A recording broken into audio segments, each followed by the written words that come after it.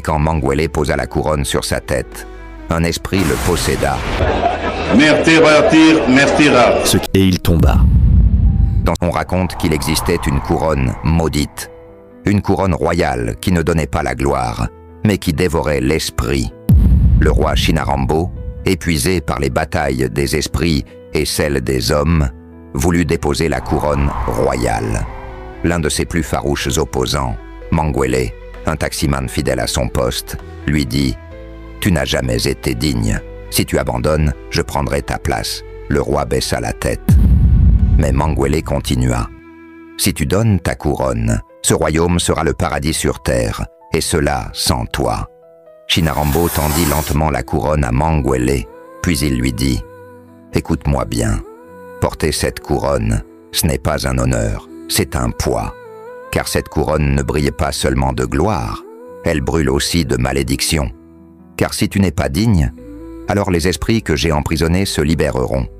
Ils viendront réclamer ta tête et la mienne, et ce n'est plus toi qui régneras, ce sera eux. » La voix du roi murmura une dernière fois « Souviens-toi, ce n'est pas toi qui portes la couronne, c'est la couronne qui te porte. » Et quand Manguele posa la couronne sur sa tête, un esprit le posséda et parla à travers lui dans une langue que seuls les esprits pouvaient comprendre.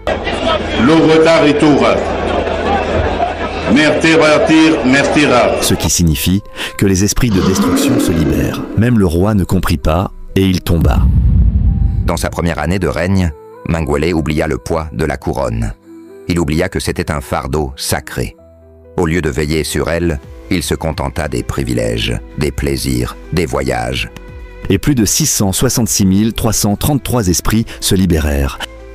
Kabbalah, l'esprit de division et de tribalisme. Muselekete, l'esprit qui humilie une nation. Kuluna, l'esprit qui pousse les jeunes à la violence.